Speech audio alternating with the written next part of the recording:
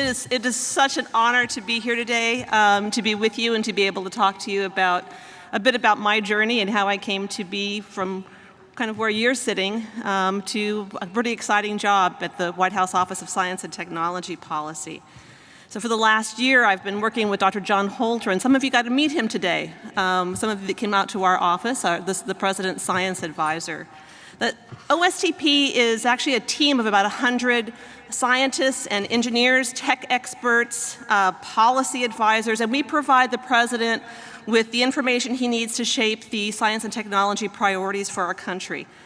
Most of us work for other federal agencies, like I work for the NIH. And I have to say I'm very grateful to Dr.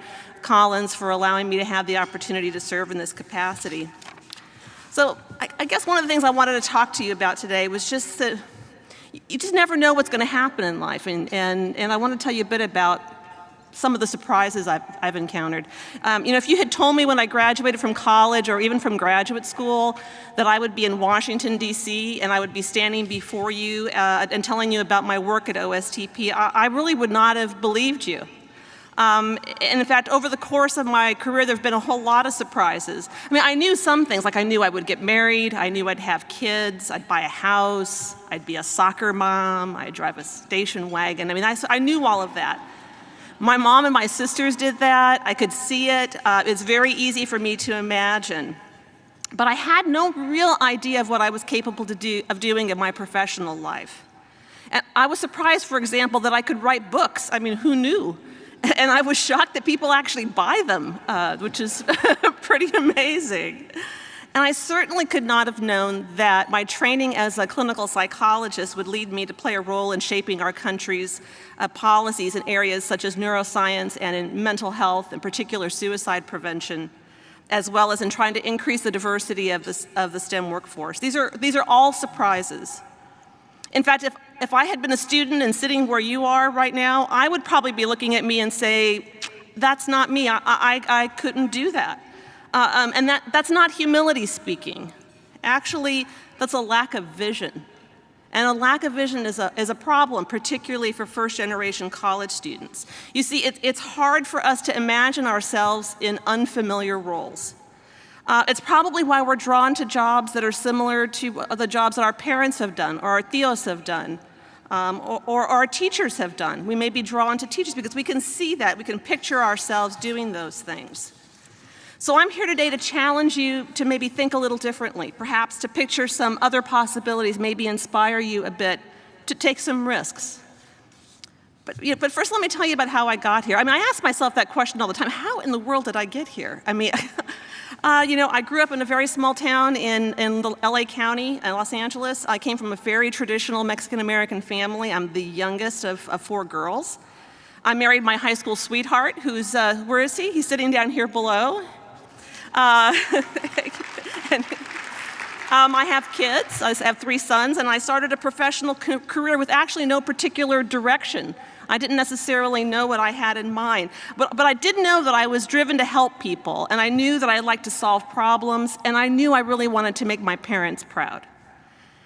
And although I didn't realize it till, I think, later in life, I find that the foundation of my career is really my culture, and a culture that I share with you. I mean, our culture, our values around family led me early in my training to learn how to do marriage and family therapy. I wanted to be able to help keep people together. The tradition that I grew up with made me want to have a family, get married, and also try to have that work-life balance. The value of hard work is, I think, what has driven me to work these ridiculous hours, especially at the White House, 24/7 for the last year. My faith has helped me to persevere even when I've been exhausted. And I think the drive to service of others has helped me to find new ways to help people to help themselves. I would say that my family really is my strength. That's partly how I got here. My husband, for example, of 36 years. 36 years, whoa! Thank you. He closed his medical practice in Texas to follow me to Washington, D.C. so that I could work at the NIH. Now, some people call that a midlife crisis. I call it an adventure. We're having an adventure. So, my family has been very close. In fact, it was my youngest son who convinced me that I should do policy work. It's my middle son who taught me how to negotiate a raise and to get another job position. He's great. And it's my oldest son that I found is really my rock and during challenging times. I also got here, I think, because I had really good role models growing up. Although, to be honest, I probably would not have admitted that when I was at your stage in life. My parents grew up in southern Texas. Neither of them had the opportunity of a high school education. My father got his training in the Army and then took a risk and moved my sisters and my mom to California to try to establish a business, and he did well. My mother worked in the school cafeteria until one day the school principal offered her an opportunity to go to community college and to learn how to teach English as a second language. I mean, she was afraid, but she did it, and she took that risk, and she was really amazing at it. So I know that it's because of my parents that I'm a risk taker too, and I know taking risks isn't always very comfortable. It's easier when you have people who believe in you. That certainly is easier than when it's just on you and you have to believe in yourself. But I believe it's your belief in your abilities and in your determination that allows you to take chances. I took many leaps of faith in my career. Certainly seeking higher education was one of those. And I decided to take a position that anything is possible unless proven otherwise. So I try things. Some people call it optimism. Some call it unrealistic, but it actually works. It worked for me. So what I did is I said yes to a lot of things, a lot of opportunities, even when I had absolutely no idea what I was doing. In fact, this whole last year, working at the White House, I felt at least half the time that I had no idea what I was doing. Luckily, there were lots of wonderful people to help me along the way. But I will tell you that those leaps of faith in yourself can lead to lots of accomplishments, lots of surprises. Now, don't get me wrong, there's lots of failures, too. I have wasted lots of time. I have gone in circles. I have been stressed out like you wouldn't believe. Actually, you probably would believe, because you're probably feeling that way, too. But in those times, I had to tell myself what I tell my patients. I try to practice what I preach. And I would tell my patients, you can't be good at everything. You can't always know what to do, and you can't always know what you're capable of until you give it a try. Now, there obviously are risks to being an optimist. Sometimes you're going to be wrong. Sometimes when you take that leap of faith, it doesn't work out exactly the way that you try. But other times when you go outside your comfort zone, you might do some amazing things and surprise yourself. And those moments you realize all the stress and work and worry was totally worth it. Now, if you're like most people, and certainly if you're like me, there's going to be challenges in your life, challenges in trying to build your career. And there's challenges that come from the inside and from the outside. Some of the external challenges can come from other people. You may have heard the expression implicit bias or unconscious bias. What that means is that not all people will associate your race and your age and your gender with success. Stereotyping does really exist, and it can make people jump to conclusions about you, good ones and not good ones.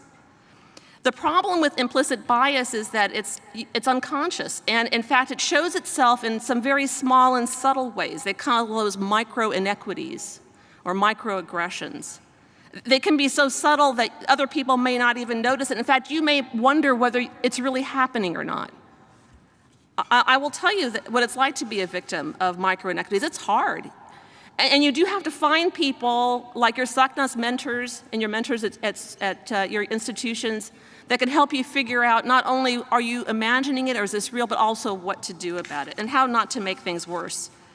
Some of the best advice I got was from my father with regard to feeling some micro-inequities. He said, Miha, don't let them get to you and don't let them make you quit. And he said that to me always over and over in those times of distress. And he was right. Now, while cultures can be a strength, there are some challenges. For example, in my culture, my family, self-promotion versus humility, there was sort of a tension there. I was raised to believe that humility is a virtue. Some of you, do you have that experience? Nod your heads if you had. Okay, lots of heads moving. So when you're trying to become a professional, you also have to let people know what you do, which requires some self-promotion. So how do you be humble and self-promote at the same time? It's hard.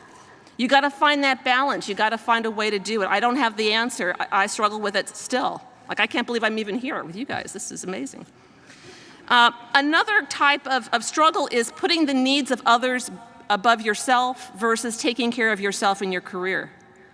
That's another very difficult balance, and it varies from person to person and from time to time, but you'll have to struggle with that. Now, there are some internal challenges also that you will face, and those are things you can have a little bit more control over. For example, you could experience what's commonly known as stereotype threat. If you've ever heard that term, stereotype threat is what social psychologists study. And it's a belief that the stereotypes people have about you may in fact be true.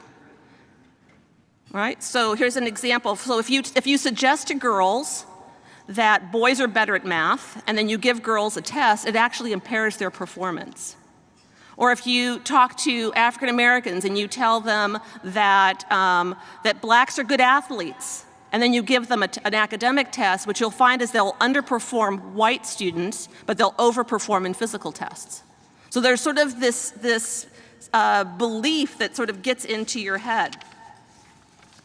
Now, one of the ways to deal with this is to try to sort of fight that process, and I'll tell you how you can do it. So, stereotype threat affects how you think about yourself. So it's when you tell yourself, I can't do this. You buy into the stereotype, and it makes you uncomfortable and anxious, and in those moments, you sort of allow yourself to have self-doubt creep in.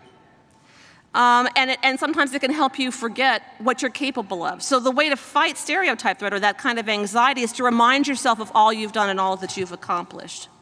Another thing that happens anxiety-wise, an internal challenge when you're building a career, is the fear of failure and also the fear of displeasing people. You know, we're supposed to please people, but you're often going to be in a position, especially in places like academic settings, where you are not going to make everybody happy. It's just not possible. And so when you get caught up in those thoughts, those are toxic thoughts. They can distract you and distress you.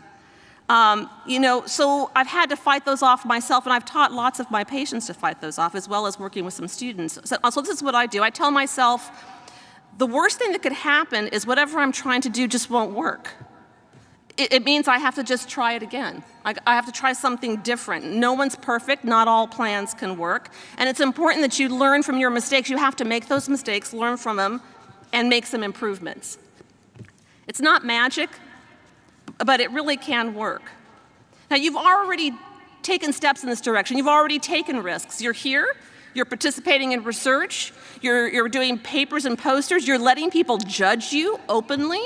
You know, you've come all the way to the nation's capital to be with people you don't know and that you've never met. I mean, you are all incredibly awesome. At your stage in life and early as a student, I mean, I did none of those things. And somehow I still managed to do some pretty good work.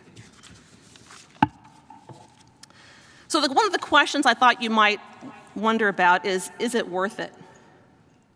A lot of people ask that question. It's hard. Is it worth it? I'd like to say that it's totally worth it, but that's actually not true. It's worth it most of the time, honestly. Building a professional life is hard. Adding family life to that is very challenging. And in fact, it's exhausting. And you have to have a reason to persevere, a reason to push forward, a driving force that makes you want to keep going. For some people, that driving force is a desire to build a better world or solve big problems or contribute to your community, or to prove that all Americans have something to contribute and to make a difference in this world. Whatever your personal reason is to persevere, keep it close to your heart.